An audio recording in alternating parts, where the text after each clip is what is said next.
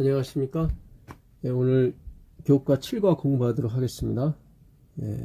오늘 7과 제목은 바울의 1차 선교입니다. 그 기억절은 사도행전 13장 37절 38절입니다. 38절 39절입니다. 그러므로 형제들아 너희가 알 것은 이 사람을 힘입어 이 사람이라고 하는 것은 그리스도를 말합니다. 죄사함을 너희에게 전하는 이것이며 또 모세의 율법으로 너희가 의롭다 하심을 얻지 못하던 모든 일에도 이 사람을 힘입어 믿는 자마다 의롭다 하심을 얻는 이것이라. 바울이 1차 선교여행 때 했던 말씀입니다. 바울이 선교 여행을 3번 하죠. 첫 번째 선교 여행은 뭐 정확한 건 아닌데요. 많은 학자들이 이구동성으로 얘기하는데 그 47년 AD 47년부터 49년까지 2년간 했다고 합니다. 왜냐하면 49년에 예루살렘 총회가 있었거든요. 그래서 바울이 예루살렘 총회에 참석을 합니다.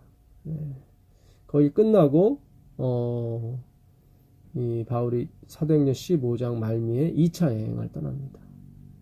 1차 여행은 주로 갈라디아 지방, 그러니까 비시디아 안디옥, 이고니온, 루스드라, 더베 그쪽 지방을 여행을 했죠. 선교 여행을 했습니다. 그곳에 교회를 세웠습니다. 그리고 2차 여행은 그 예루살렘 총회가 끝난 49년부터 52년까지 3년간 에베소로 가려고 하다가 마게도냐 사람들이 도와달라는 그 환상을 보고 그가 그 마게도냐 지방, 빌립보 지방, 그 다음에 데살로니가, 그 다음에 그 데살로니가 옆에 있는 또 하나 있었죠. 그리고 고린도 교회로 이렇게 약 3년간 여행을 하게 됩니다. 고린도 교회 제일 오래 있었습니다. 거기 1년 6개월 있었죠. 그게 사도행전 16장부터 18장까지입니다. 그러니까 오늘은 13장 14장을 볼 거거든요. 13장 14장이 비시디아 안디옥, 그 다음에 이고니온, 루스드라, 더베에 있었던 일들을 기술하고 있습니다. 그래서 바울이 거의 한 10년간 전도 여행을 합니다. 나중에 3차 여행은 53년부터 58년까지 5년간 하거든요. 그러니까 2년, 3년, 5년 이렇게 10년간을 합니다. 그가 이렇게 10년간 그의 나이가 바울의 그 출생 연도가 AD 1년 정도 된다고 하거든요. 그러니까 그가 AD 64년 64세에 그 순교를 당했습니다. 네로에 의해서. 그러니까 47년도부터 선교여행을 했으니까 47세부터 그가 선교여행을 한 것 같습니다. 바울이 그렇게 마흔에 하나 가만매를 5번 맞고 태장으로 10번 맞고 일주일을 먹지 못하고 자지 못하는 그런 여러 가지 어려움 속에서도 그가 계속 이렇게 선교여행, 그가 결국 선교여행을 하다가 나중에 순직을 하게 되죠. 순교를 당하게 됩니다.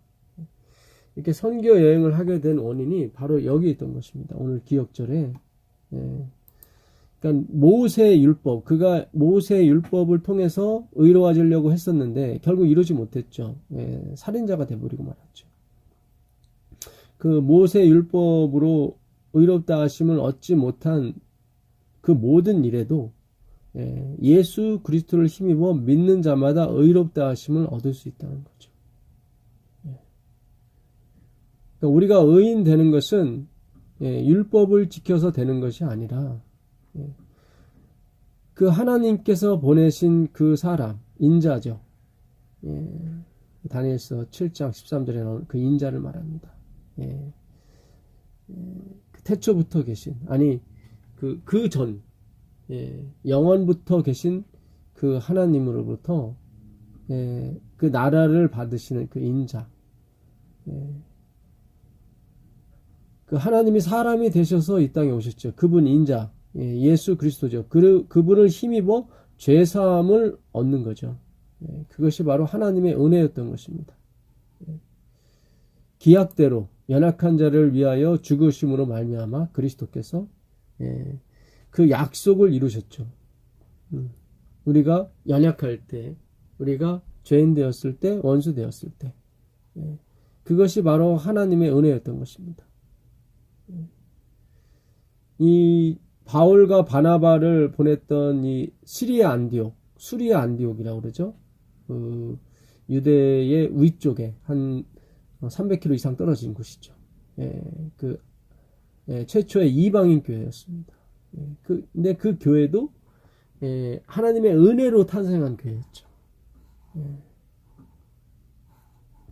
그 사도행전 11장 20절에 보게 되면 그 안디옥 교회가 오늘 바울을, 그러니까 13장 14장 바울을 1차 선교를 보내는 그리고 계속 3차까지 보내는 그 베이스 캠프가 됐던 그 수리아 안디옥 교회가 어떻게 탄생이 됐는지는 사도행전 11장 20절에 있습니다. 그 중에 구브로와 사이프러스죠. 터키의 옆에 있는 큰 섬입니다. 그러니까 시리아 쪽에 옆에 있죠. 구브로와 구레네 및 몇 사람이 안디옥에 이르러 헬라인에게도 말하여 주 예수를 전파하니, 그러니까 이방 사람에게 얘기했다는 거죠. 다 이방 사람들에 의해서 지금 전파되는 것입니다. 주의 손이 그들과 함께 하심에 수다한 사람이 믿고 주께 돌아오더라. 역시 주의 손이 함께 하셔야 되는 것입니다. 예루살렘 교회가 이 사람들의 소문을 듣고 바나바를 안디옥까지 보내니 저가 이르러 하나님의 은혜를 보고 기뻐하여, 그렇죠? 그 바나바가 이 하나님의 은혜를 보고 기뻐하여 모든 사람에게 굳은 마음으로 주께 붙어 있으라 가나니. 그렇죠. 우리가 주님께 붙어 있어야 되는 것입니다. 바나바는 착한 사람이요 성령과 믿음이 충만한 자라. 이에 큰 무리가 주께 더하더라. 바나바가 사울을 찾으러 다소에 가서, 이렇게 해서 드디어 바나바가 그 안디옥 교회의 바울이라고 하는 사울을 부르게 됩니다. 그 전까지만 해도 이 사울은 그 다메섹에서 이 복음을 전하다가 이 고난과 핍박을 당하죠. 그래서 결국 그를 예루살렘을 보냈다가 예루살렘에서도 그렇게 또 예수님을 담대히 정언하다가 핍박을 당하죠. 그리고 다소로 보내게 됩니다. 다소가 그 바울의 그 고향이죠. 터키의 다소입니다. 그래서 이 안디옥에 시리아, 그러니까 다소 밑에죠. 안디옥에서 이 하나님의 말씀이 흥황하는 걸 보고 바나바가 이 사울을 찾게 됩니다. 그래서 그 안디옥 교회에서 1년간 봉사를 하게 되죠. 그리고 그 13장에 바울을 바나바와 함께 보내게 됩니다. 그때 그 바나바의 생질인 그 마가도 함께 보내죠. 근데 마가는 결국 그 버가라는 지방에서, 터키 버가라는 지방에서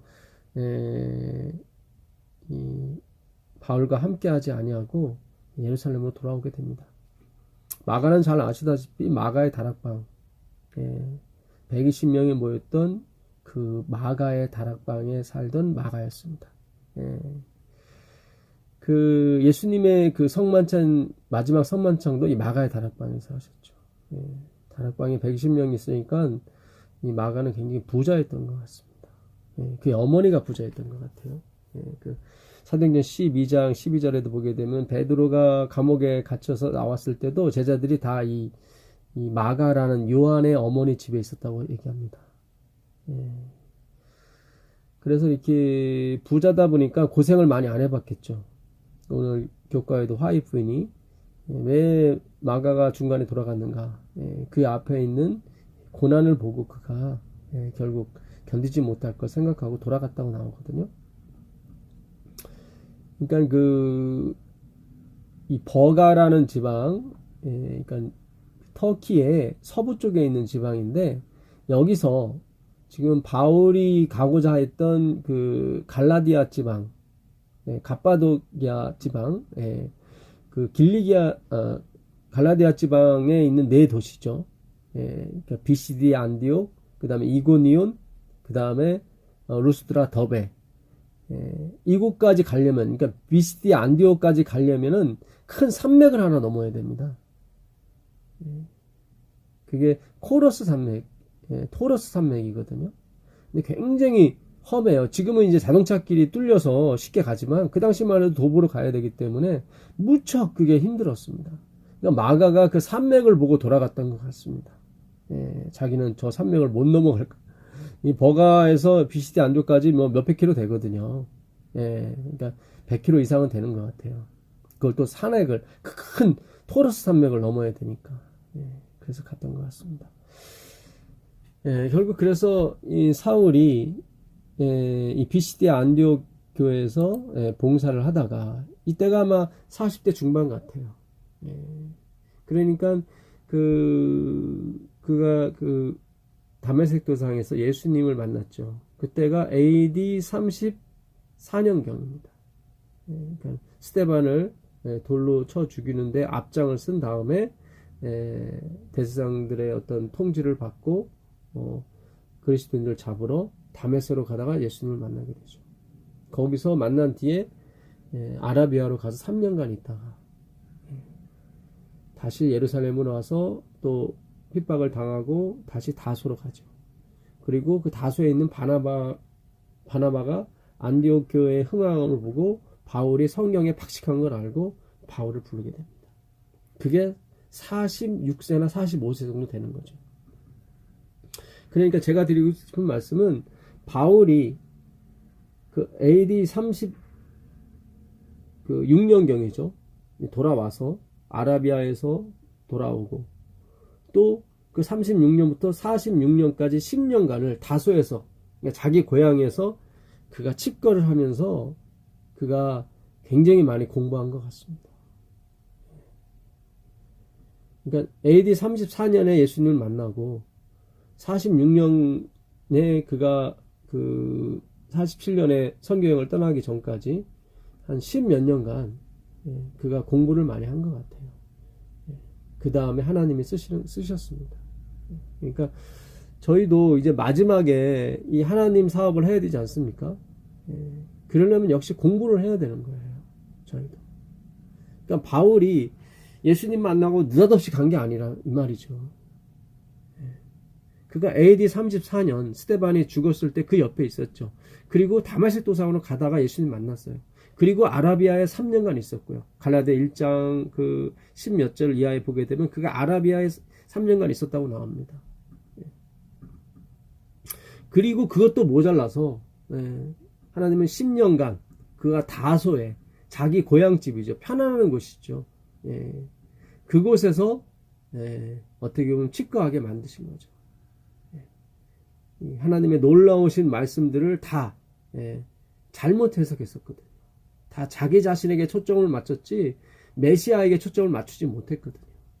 다 율법에 맞췄지 그리스도에게 맞추지 못했습니다.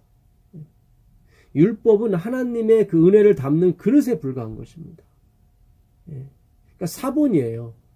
정확히 말씀드리면 실체가 아닌 거예요. 실체가 아닌 건 모형이에요. 우리도 다 모형입니다. 고린도후서 4장 7절에 이 귀한 보배를 질그릇에 담았다고 그랬거든요. 질그릇. 그러니까 질그릇은 보배가 아니죠. 가짜예요. 그러니까 율법이 됐든 뭐가 됐든 이건 다 모형이고 가짜인 것입니다. 그러니까 하나님이 아니라는 뜻이지 그것이 잘못됐다는 게 아니에요. 다 거룩하고 좋지만 하나님 보시기엔 그렇잖아요. 하늘에서 내려온 만나가 이스라엘 백성을 살리지 못했어요. 왜냐하면 가짜기 때문에. 그것도 하나님이 주신 거예요. 가짜라고 하니까 자꾸 오해하실 것 같은데 다 모형이라는 거죠. 그리스도를 가리켜주기 위해서 하나님이 쓰신 도구에 불과하다 이 말이에요. 그러니까 모든 사람은 다 거짓되되 하나님만이 참되다는 것은 우리가 어떻게 뭐 도덕적으로 완전히 뭐 땅에 떨어진 사람이라 그런 뜻이 아니라 우리는 실체가 아니라는 거예요. 우리는 실체가 아니고 하나님만이, 예수님만이 실체라는 거죠. 그런 면에서 우리는 다 거짓된 거예요. 율법이 됐건 뭐가 됐건 다, 안식일이 됐건 다 마찬가지입니다. 다 모형에 불과한 거예요. 그러니까 이 모형을 가지고 우리가 실체처럼 살아온 거죠. 잘못 살아온 거죠. 그러니까 이걸 뒤바뀌기가 쉽지가 않았던 거예요, 사실은. 그러니까 기간이 필요했던 거예요. 바울에게도 10수년간의 기간이 필요했던 것이지, 그가 순간적으로 예수님 만난 다음에 막 확 변해서 막 이렇게 그런 것이 아닙니다. 물론 어떤 계기, 터닝 포인트는 됐죠. 그래서 오늘 우리가 하나님의 말씀을 공부하는 건 굉장히 중요합니다. 이번 주에도 교과의 저자분이 그 엘렌 G 화이트의 그 복음을 들고 가는 그 사업에 절대로 낮춰지거나 이 전도 사업이 절대로 후퇴해서는 안 된다고 말씀하시는데 저도 동의를 합니다. 그러나 그렇게 가기까지 우리가 준비되는 과정이 필요하는데 그게 하나님 말씀 공부하는 거예요. 지금으로서 봐서는, 제가 봐서는 하나님 말씀에 정말 우리가 정말 심혈을 기울여서 우리의 마음과 몸을 다해서 바울처럼, 다소에 있는 바울처럼 준비를 하고 있으면 하나님께서 찾으러 오시잖아요. 여기 바나바가 사울을 찾아오지 않습니까? 적재적소에 준비된 사람들. 그리고 떠나는 거죠. 그래서 우리가 연애신도 이 한 문장을 보고 전체를 판단하면 안 되는 것입니다. 처음과 끝을 다 읽어봐야 되고, 예수님께서 예루살렘 성에 있는 12제자들에게 하나님께서 약속하신, 아버지께서 약속하신 성령이 오시기까지 이 성에 머물라고 말씀하셨지 바로 뛰쳐나가라고 말씀하신 게 아니거든요. 이 바울을 이렇게 평생 사실은 46세부터 시작을 했으니까 평생은 아니겠죠. 그러니까 64세에 순교를 당하는데 결국 한 20년 안 되는 한 17, 8년 거의 20년에 가까운 날을 하나님 쓰셨죠. 그러니까 그 인생의 3분의 2는 준비케 하시고, 그가 3분의 1은 엉뚱한 데로 가게 하셨고 3분의 1은 그가 공부하게 하시고 나머지 3분의 1을 하나님을 위해서 쓰는 그 선교 여행에 참석을 했습니다. 이렇게 그를 이끈 원인이 뭐냐면 하나님의 은혜였습니다. 은혜였어요. 사도행전 20장 24절에도 보게 되면 나의 달려갈 길과 주 예수께 받은 사명 곧 하나님의 은혜의 복음, 여기 나오죠. 하나님의 은혜의 복음을 증거하는 일을 마치려 하면은 나의 생명을 조금도 귀한 것으로 여기지 아니하노라. 그러니까 그가 40에 하나 감암매를 5번 맞고 태장으로 10번 맞고 일주일야를 먹지 않고 자지 못하는 이 어려움을 견딘 원인이 뭐냐면 이 하나님의 은혜였던 거였어요. 하나님의 은혜. 비록 그거는 하나님을 대적하는 무리, 사탄의 무리에 앞장서는 대장이었지만 하나님께서 그를 긍휼히 여기사 하나의 조건도 보지 않으시고 그를 들어 쓰신 거예요. 그게 100% 하나님의 은혜였죠. 안디옥 교회도 하나님의 은혜로 탄생된 교회였었고요. 그 사도행전 14장 3절에 그 이고니온에서 결국 나와서 그들이 이 하나님의 의롭다 하심, 예수로 말미암아 예수님이 이루신 그 의를 받아들이지 못함으로 말미암아 그들이 다시 이 루스드라로 가지 않습니까? 14장 3절에 두 사도가 오래 있어 주를 힘입어 담대히 말하니 주께서 저희 손으로 표적과 기사를 행하게 하여 주사 자기 은혜의 말씀을 증거하십니다. 여기도 보세요. 표적과 기사를 이 바울과 바나바한테 주셨는데 그 원인이 뭐냐면 그들이 하나님의 은혜의 말씀을 갖고 있었다는 거죠. 그러니까 마가복음 16장 20절에도 제자들이 나가 두루 전파할 때 하나님이 그 따르는 표적과 기사로 그들의 증언을 확실히 하셨다고 나오시거든요. 왜냐하면 그들의 증언이 하나님의 은혜에 관한 거였거든요. 사람의 행위가 아니라 하나님의 은혜였어요. 그래서 바울은 그 당시 바울과 바나바가 인기가 있었던 것은 이 갈라디아 지방에 그 이방인들이 이 하나님의 이 말씀에 대해서 관심이 많은 사람들이 많았어요. 사실 이방 종교는 좀 뭐 제우스 신, 뭐 그다음 비너스 신 이렇게 막 여자 신 이렇게 음란하고 굉장히 그렇지 않습니까? 근데 이 하나님의 성경, 이 하나님이 말씀하신 이 말씀은 그렇지 않았거든요. 그래서 사람들이 안식일도 음식 문제도 다 좋게 받아들였습니다. 근데 하나 받아들이지 못한 게 뭐냐면 할례였어요. 할례. 상당히 이거는 좀 남자로서는 저도 할례를 늦게 받았는데 이게 쉬운 일은 아니에요, 사실. 근데 유대인들은 이 할례를 꼭 받아야만 구원을 얻는다고 생각을 했던 거죠. 그러니까 율법을 진리로 받아들이지를 못하고 율법을 행위로 받아들인 거예요, 유대인들. 그러니까 형사취수법도 성경에 있는 거거든요. 그러니까 형이 자식이 없이 죽으면 그 동생이 그 형수를 취하게 되고, 또 자식이 없으면 다시 또 동생이 형수를 취하게 되고, 이게 형사취수법의 그 율법인데, 이거를 그들은 진리로 받아들이지 못했던 거예요. 율법으로 받아들이고, 모든 율법을 마찬가지예요. 안식일도 마찬가지고. 진리로 받아들여야 되는 거지, 율법을 이걸 행함으로 받아들이면 안 되거든요. 그래서 그들은 계속 그 다음 차례는 너야, 형수를 네가 받아야 돼, 다 이런 식으로. 아버지도 마찬가지고 어머니도 마찬가지고, 이 다말을 엘에서 오난에게, 오난에서 셀라에게 이 생각만 했지, 하나님이 이걸 진리로 받아들이는 거, 그런 생각하지 못한 거예요. 이 율법을 진리로 어떻게 받아들이는 거예요? 하나님이 그 약속하신 자손 예수 그리스도를 분명히 무슨 수를 쓰더라도 너희에게 보내겠다는 것이 형사취수법의 이 진리거든요. 그거를 캐치하라는 거죠, 하나님께서는. 그러니까 이 모든 율법을 진리로 받아들여야 되는 거지, 이거를 형식과 행함으로 받아들였기 때문에 문제가 된 거예요. 그 율법 속에서 그리스도를 발견해야 되는 거거든요. 형사취수법의 제도가 그거예요. 내가 무슨 일이 있을지라도 내가 약속한 자손, 그 자손을 보낼 것이다. 누구를 통해서? 유다를 통해서. 그를 율법을 진리로 받아들인다고 하는 것입니다. 근데 우리는 지금까지 율법을 그냥 문자로, 옛날 유대인이 이랬던 것처럼, 부활 때에는 이 형수가 누구의 부인이 되겠습니까? 지금 그걸 따지자고 하는 게 아니잖아요, 율법은요. 부활은 그걸 의미하는 게 아니잖아요. 하나님이 여자와 남자를 만드셨어요. 그걸 사람이라고 합니다. 그래서 둘이 한 몸이 되는 거예요. 그걸 사람이라고 하는 거예요. 이 남자는 하나님 예수 그리스도를 상징하는 거고, 여자는 모든 피조물을 상징합니다. 이것이 하나가 되는 거예요. 그것이 부활인 거예요. 그것이 안 됐기 때문에 먼저 죄악된 육체, 스스로 독립하고자 하는 육체가 죽고 새로운 심령으로 태어나는데, 하나님이 원하시는 남자와 여자, 예수 그리스도와 모든 피조물이 하나가 되는 거예요. 그것이 모든 율법의 목적입니다. 그것을 부활이라고 하는 거. 아나히스테미가 그거예요. 우위로만 향해 보는 거예요. 오직 남자만 보는 거예요. 우위로 우뚝 선 그 기둥, 그걸 아나히스테미, 아나스타시스, 우위로 선 십자가, 위에만 보는 거예요. 하나님만 한 분만 바라보는 거예요. 그걸 하나가 된다고 하는 거예요. 그걸 부활이라고 하는 것입니다.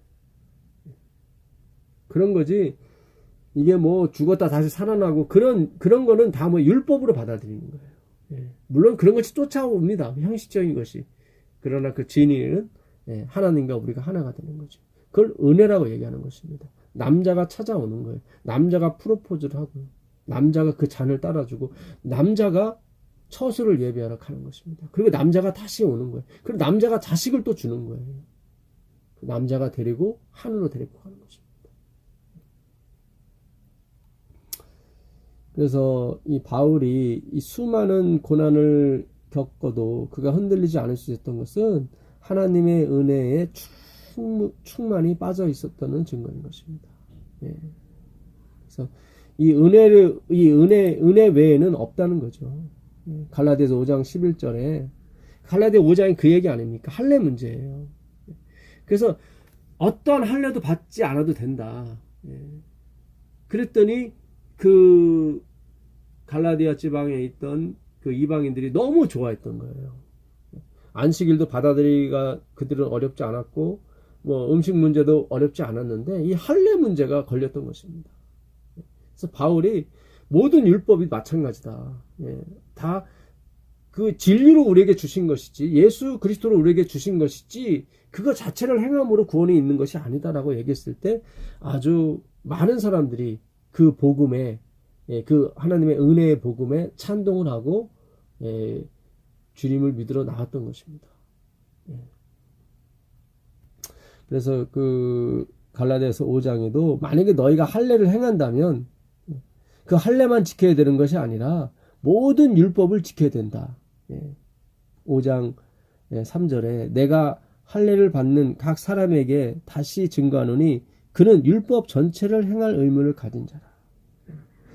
그가 어떻게 할례를 다시 받는다면 보라 나 바울은 너희에게 말하노니 너희가 만일 할례를 받으면 그리스도께서 너희에게 아무 유익이 없으리라. 그러니까 율법은요 우리들의 무가치함을 증명해 주기 위해 주신 그거예요. 그게 진리예요. 그러니까 율법은 그리스도만을 가리키는 거거든요. 그러니까 율법이 그리스도만을 가리킨다는 얘기는 나머지는 가리키지 않는다는 얘기거든요. 그러니까 율법은 가치 있는 것만 가리키거든요. 그분이 그리스도예요. 율법이 우리를 가리키는 게 아니에요. 우리를 가리키지 않는다는 것은 우리는 다 무가치한. 그러니까 율법은 우리의 무능력을 확인시켜 주기 위해서 하나님이 주신 거란 말이죠. 내가 할례를 받은 각 사람에게 다시 증거하노니 그는 율법 전체를 행할 의무를 가진 자라. 그래서 그 바울이 절대로 그 율법의 행함이 이 구원에 영향을 미치지 않는다는 것을 0.1%도 그것을 확인하고 증언하였던 것입니다. 그게 갈라디아 5장 11절에 분명히 나와 있죠. 형제들아 내가 지금까지 할례를 전하면 어찌하여 지금까지 핍박을 받으리요. 그리하였으면 십자가에 거치는 것이 그쳤으리라. 그러니까 바울이 십자가를 전하기 위해서 이런 율법을 사용할 수도 있었거든요. 조금 인용해주고 십자가만 받으면 되니까. 근데 그렇게 되는 게 아니거든요. 하나만 바라보게 돼 있거든요. 이 아나스타시스는 하나만 위로만 바라보는 기둥을 말하는 거예요. 곁눈질을 보는 게 눈이 두 개가 아니에요. 눈이 두 개면 온몸이 얻을 것이라고 그랬거든요. 이것도 보고 저것도 보고 그런 것이 아닙니다. 예수 그리스도 한 분만 바라보는 것이 바로 율법이 요구하는 것이고 그것이 십자가의 의미인 거예요. 그래서 바울은 자기가 고난당할 줄 알면서도 십자가만을 예수님만을 전했던 거죠. 거기에 할례라든가 어떤 행위가 절대로 근접하지 못하게 하는 거예요. 우리 모두는 다 그릇이에요. 예수 그리스도를 담고 있는 질그릇이에요. 다 거짓된 거예요. 그 질그릇 안에 있는 보배가 진짜 보배죠. 그게 진짜 보배 되려면 질그릇이 깨져야 돼요. 가치가 없는 것으로 된다 이 말이죠. 그 질그릇도 가치가 있고 보배도 가치가 있어버리면 이게 분산되는 겁니다.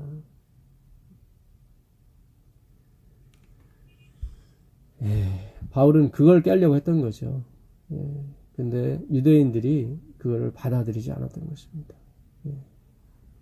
그러나 하나님은 그 작정된 하나님의 백성들에게는 그것이 결코 방해거리가 되지 못하도록 기적과 놀라운 그 은혜를 부어주심으로 말미암아 당신의 백성을 찾으십니다.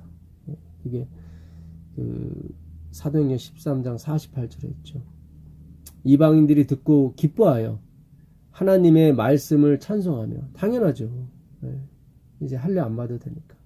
영생을 주시기로 작정된 자는 다 믿더라. 이 작정된다. 영생을 주시기로 작정됐다. 그럴 때 작정이라는 것이 예, 타소라는 말인데요. 헬라어 타소. 예. 예, 이거는 하나님이 지시한 거. 예. 질서정연하게 배열하다 뭐 그런 뜻인데요. 예, 정하다, 배열하다. 예. 이 말씀이 나와 있는 성경 구절이 신약에 한 7개밖에 되질 않습니다. 예.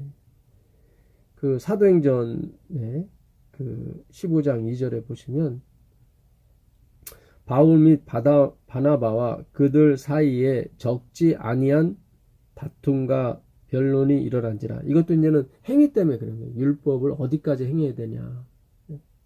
그것 때문에 이제는 이게 말썽이 난 거죠. 할례 문제입니다. 형제들이 이 문제에 대하여 바울과 바나바 및 그 종의 몇 사람을 예루살렘에 있는 사도와 사도들에게 보내기로 작정하였다. 여기도 타소예요. 그러니까 이 문제, 할례 문제를 해결하기 위해서 하나님께서, 교회에서, 안디옥 교회에서 누구를 보내기로 작정한 거예요? 바나바와 바울, 그리고 그 형제들을 보내기로 작정한 거예요. 이게 타소예요. 그 다음에 22장 20절에 또 이 타소라는 단어가 있습니다. 또 주의 증인 스데반이 피를 흘릴 때에 여기가 아니네요.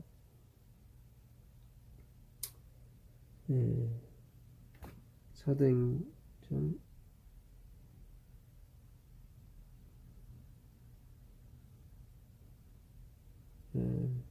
28장 23절 가보시죠. 사도행전 28장 23절입니다.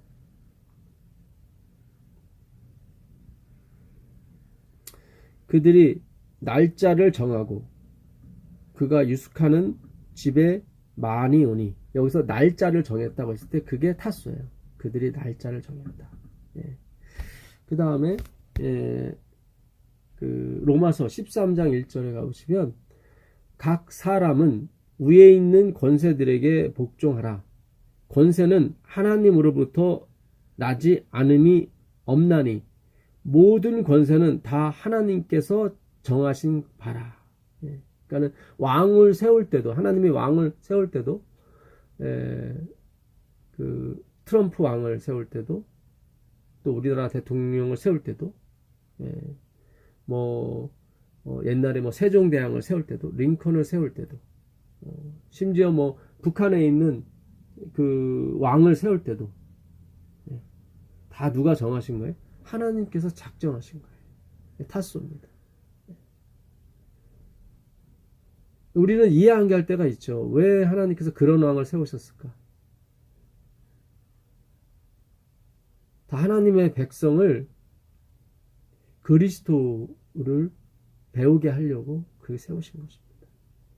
이 땅에서 훈련시키기 위해서. 예. 하나님의 섭리죠. 마태복음 28장 16절로 가보시면, 28장 16절. 여기도 타소가 있어요. 11 제자가 갈릴리에 가서 예수께서 지시하신 산에 이르러. 예수님 부활하신 다음에 갈릴리에서 만나자 하시고 어떤 지시하신 산이 있으셨어요. 여기는 안 나오는데. 근데 그 지시하다 할 때 이것이 타소입니다. 예수님이 지시하신 곳, 작정하신 곳이죠. 그 다음에 누가복음 7장 8절입니다. 누가복음 7장 8절을 보시면, 나도 남의 수하에 든 사람이요. 이게 이제는 백부장의 하인을 고쳐주실 때 예수님께서 고쳐주러 가자 그랬을 때 그 백부장이 아닙니다, 오실 필요가 없습니다 할 때 하는 말입니다. 나도 남의 수하에 든 사람이요. 내 아래에도 병사가 있으니, 여기 이더러 가라 하면 가고 저더러 오라 하면 오고 내 종더러 이것을 하라 하면 하나이다 했을 때 타소가 어디냐면 내 수하에 두다. 내 수하에 둔 사람, 내 수하에 든 사람, 내 수 안에 있는 사람. 나도 남의 수하에 든 사람이요 했을 때 그 등이 바로 타소예요. 남의 수하에 있다. 이게 작정하다예요. 예. 예수님께서도 그 사도행전 18장 10절에도 그 고린도 교회에서 사역하는 그 바울에게 말씀하시죠. 바울이 핍박을 많이 당했는데 여기서도 18장 9절에 밤에 주께서 환상 가운데 바울에게 말씀하실 때 두려워하지 말며 잠잠하지 말고 말하라. 내가 너와 함께 있음에 아무 사람도 너를 대적하여 해롭게 할 자가 없을 것이니 이는 너를 왜 해칠 자가 없냐면 이는 내가 너와 함께 할 것인데 왜냐하면 이 성 중에 내 백성이 많음이니라. 여기 나와있죠. 내 백성. 그러니까 내 백성으로 작정된 사람, 내 수하에 있는 사람, 내 수하에 둔 사람, 이것이 타소예요. 그래서 이렇게 바울은 미리 아시고 미리 정하셨다고 나오거든요. 미리 아신 자들로 미리 정하셨고 그들로 의롭게 하시고 또 영화롭게 하셨다고 해요. 로마서 8장 29절 30절에. 그러니까 하나님이 다 작정하신 거예요. 그러니까 예를 들자면 뭐 제가 이 대통령이 됐어요. 근데 겉으로 봐서는 내가 연설을 잘하고 많은 대민 봉사를 하고 백성들한테 인기가 있어서 대통령이 된 것 같지만 그렇지 않다는 거예요. 하나님이 정하신 거예요. 그렇기 때문에 대민 봉사도 하게 됐고 그렇기 때문에 많은 선행을 하게 됐던 것이고 많은 사람의 인기도 얻게 됐던 거예요. 하나님이 작정하셨기 때문에. 그래서 나한테 올 영광이 하나도 없는 거예요. 이걸 오해하셔서 내가 노력할 필요도 없고 막 살아도 되겠다. 그거는 말이 안 돼요. 막 사는 건 말이 안 돼요. 왜냐하면 하나님 수하에 하나님이 주관하고 있기 때문에 막 살 수가 없습니다. 막 살 수가 없어요. 우리가 구원받는 것은 그분이 우리를 만드셨고 우리를 구원하셨기 때문에 구원을 받는 거예요. 원인이 있다면 하나님이 우리 아버지라는 거죠. 그게 원인인 거예요. 내가 무슨 선행을 한 게 아니라. 그러니까 하나님께서 미리 아시고 정하셨다는 얘기는 우리가 지금 이룰 많은 일들이 있죠. 그건 이미 하나님의 계획 속에 다 있는 거예요. 단지 내가 도구로 쓰여질 뿐인 것입니다. 내가 빈 그릇으로 그분의 손에 잡혀서 그 안에 보배를 담게 된 것뿐이지. 내가 어떤 노력을 하거나 어떤 의도를 가지고 그 보배를 담은 게 아니에요. 물론 겉으로는 그렇게 보이죠. 그래서 하나님께서 다 작정하신 거고 의도하신 거기 때문에 우리가 하는 모든 기적과 표적, 심지어 내가 3,000명 아니라 5,000명의 사람을 구원하는데 내가 침례를 줬을지라도 그것이 내 영광이 되지 못합니다. 내가 아무리 봉사를 많이 하고 많은 사람의 도로가처럼 많은 사람에게 칭찬을 받을지라도 그건 이미 하나님의 작정 속에 있었던 거기 때문에 하나님의 계획 속에 있었던 것이기 때문에 그분에게 영광이 가야 되는 거지 사람에게 가면 안 되는 거예요. 그래서 우리가 이 하나님의 작정에 대해서 우리가 알게 되면 정말로 자유하게 됩니다. 자유하게 돼요. 그리고 나에게 전혀 영광이 올 필요가 없어요. 그리고 나에게 주어진 모든 것이 합력하여 선을 이루는 것처럼 나에게 주어진 모든 것이 다 하나님의 선물인 거예요. 그것이 좋은 것이 됐든 안 좋은 것이 됐든 다 마찬가지인 것입니다. 하나님은 빛도 짓고 어둠도 주셨고 평안도 주시고 환난도 줬다고 말씀하십니다. 그래서 우리가 남을 정죄하지 않게 됩니다. 왜냐하면 모든 것이 다 하나님의 선물이기 때문에 빛이 됐든 어둠이 됐든 어둠은 빛을 아는데 하나의 도구가 되는 것이고 오늘도 우리가 이 바울의 이 선교 여행을 연구하면서 하나님의 보이지 아니하시는 그 작정과 예정, 그 놀라우신 하나님의 은혜죠. 은혜의 표현이죠. 이것을 깨닫게 된다면 정말 우리가 그분 앞에 내놓을 것이 하나도 없다는 것을 알게 되고, 모든 것이 나에게 주어진 것이 하나님의 은혜라는 사실을 다시 한번 확인하는 그런 시간이 될 것입니다. 그럼 마귀는 뭐냐? 그는 신비한 거예요. 그도 하나님이 지으셨고 하나님이 만드신 사람이거든.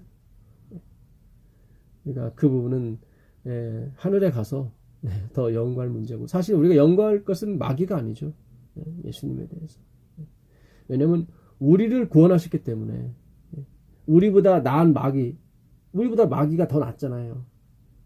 더 똑똑하고 IQ 3000이 넘는다고 하는데, 지음 자체도 우리보다, 사람보다 더 좀 나은 상태로 지음을 받았고, 그러나 그를 물리치고 우리를 구원하셨다는 것은 이건 은혜인 거죠. 그러니까 감사하라고, 영원토록 감사해도 부족할 것이 없었죠.